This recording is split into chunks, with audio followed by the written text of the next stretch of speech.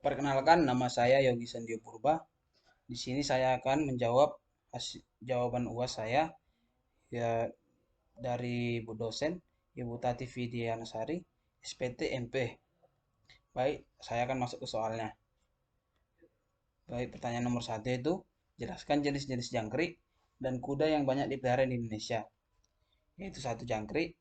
Jangkrik yang banyak itu salah satunya itu jangkrik keriling. Jangkrik ini memiliki kelebihan antara lain produksi telurnya yang tinggi dan masa produksi yang cukup lama. Ciri-ciri khas jangkrik keriling adalah terdapat garis berwarna kuning pada bagian kepala dengan warna sayap coklat merata dan permukaan dari kulitnya itu sedikit kasar dan kering serta ukuran tubuhnya lebih kecil dari jangkrik kalung. Yang kedua itu adalah Gryllus testaceus atau jangkrik testaceus, yaitu jangkrik yang memiliki bagian punggung yang polos. Bagian kepala jangkrik ini juga berwarna merah kehijauan dan memiliki ukuran tubuh kurang lebih dari 2-3 cm. Kemudian ada jangkrik bimacalatus atau bahasa latinnya Gryllus bimacalatus. Jangkrik ini dikenal dengan jangkrik kriket Afrika dengan ciri-ciri yaitu terdapatnya dua tanda seperti titik di pangkal sayapnya. Kemudian masuk ke kuda. Kuda itu yang sering dipelihara itu adalah satu-satunya adalah kuda Sumbawa.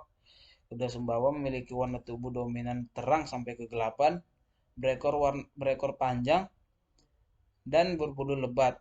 Kuda ini juga mempunyai hidung dan mulut yang relatif cukup besar. Bentuk tubuh kuda juga agak lebih kompak dan relatif kecil dibanding dengan punggung rata. Sedangkan pada tipe kuda pacu, punggung kuda ini agak cekung. Kemudian ada kuda gayo. Kuda gayo memiliki perut yang agak ke bawah seperti setengah lingkaran. Memiliki tinggi badan 118 cm sampai 125 cm. Dan beberapa keunggulan diantaranya yaitu daya adaptasi yang cukup baik, bahkan sangat baik. Juga tahan terhadap penyakit lokal, perawatannya juga lebih efisien dan lebih ekonomis. Kemudian yang terakhir adalah kuda pacu Jawa. Tubuh bagian belakang kuda pacu Jawa lebih kecil dibandingkan dengan bagian depannya. Meskipun dengan tubuhnya yang kecil, kuda ini juga tahan terhadap panas.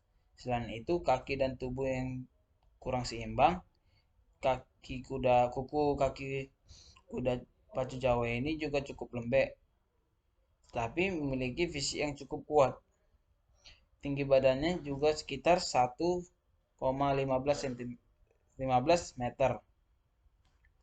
Kemudian masuk ke soal nomor 2, yaitu jelaskan jenis pakan yang biasa digunakan ternak jangkrik dan kuda, serta formulasinya. Pakan jangkrik biasanya diberikan itu daun ubi, daun ubi atau daun singkong dan daun pepaya serta pur ayam atau pelet ayam.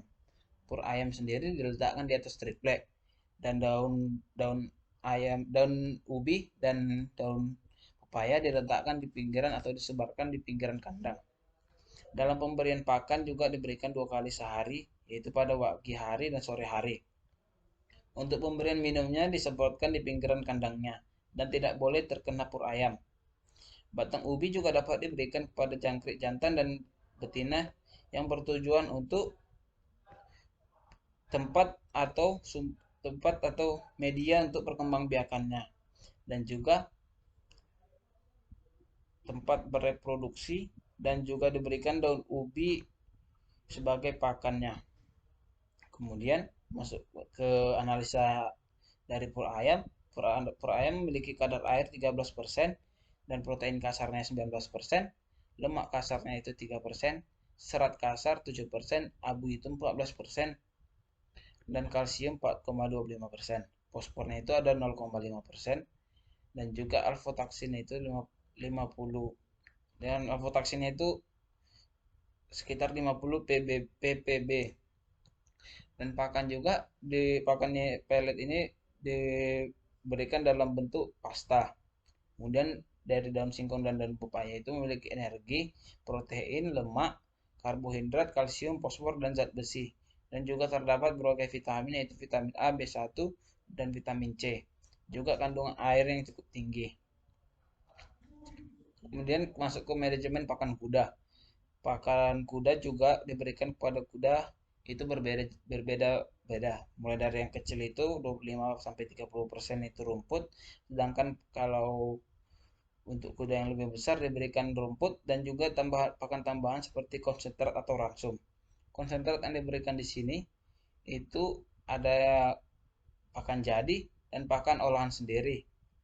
Ada juga yang ada untuk dan pakan konsentrat ini ada yang disediakan untuk pakan pertumbuhan, pakan stamina, hormon, dan untuk menjaga kehamilan.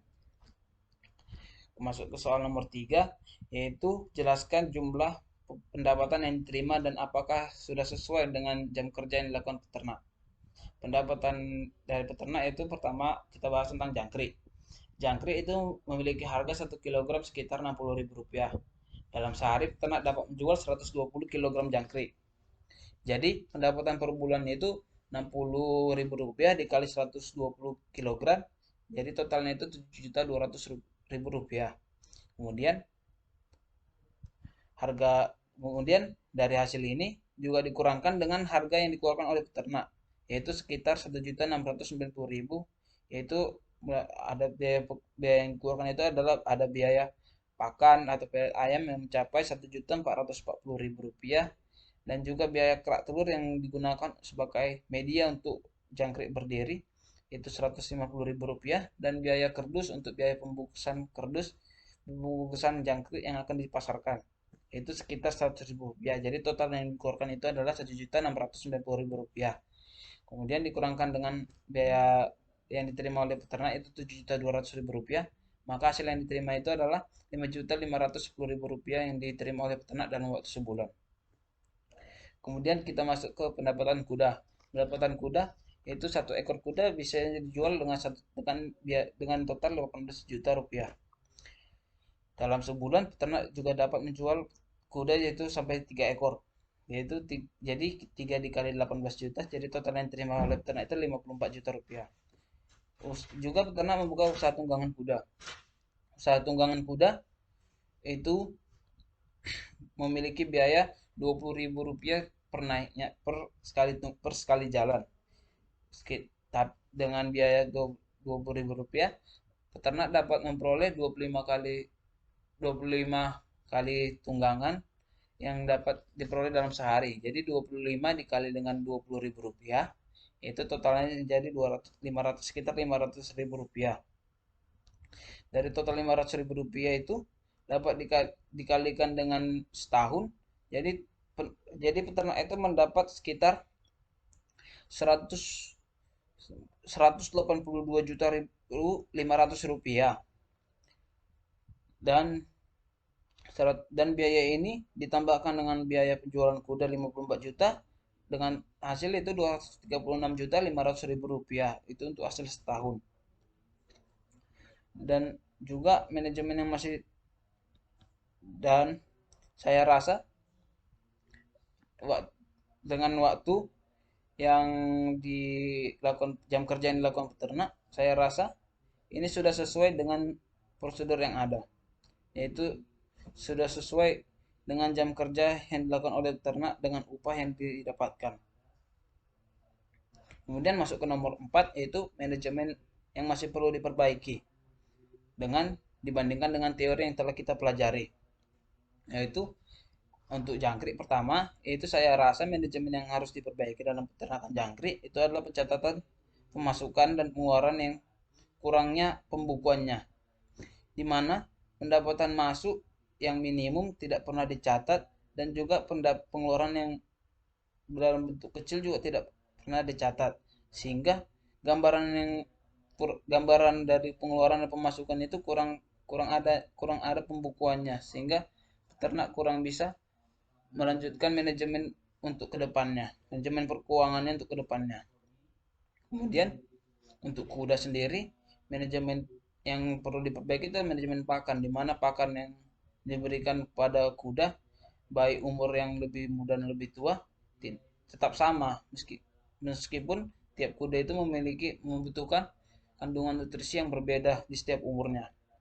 Kemudian di kuda ini juga perkandangannya yang kurang, itu dimana perkandangan kurang ditutupi oleh pohon yang membuat kuda pada siang hari itu merasa panas ketika matahari sedang terik.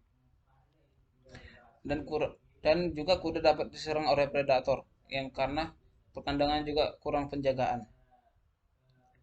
Kemudian masuk ke soal nomor 5. Soal nomor 5 yaitu mengapa kuda lebih banyak dipelihara sendiri pada kandang individu. Itu karena kuda memiliki sifat untuk bertarung atau berkelahi, sehingga kuda dipisahkan agar tidak terjadi perkelahian yang dapat melukai kuda dan akan menurunkan kualitas kuda tersebut, serta kuda juga tidak akan terluka. Kemudian itu ada agar mencegah penyebaran penyakit, karena penyakit sendiri dapat menyebar dengan kontak fisik dari jarak kuda yang saling berdekatan. Kemudian kuda juga lebih luas bergerak, baik dia mau mau berbaring, mau berdiri, mau menendang-nendang, dia lebih bebas. Juga kuda dapat tidak berebut makanan, sehingga manajemen pakan yang diberikan secara teratur, tidak ada kesenjangan, baik kuda yang satu lebih banyak makan sedangkan kuda yang satu lagi kurang makan, jadi sama manajemen pakannya.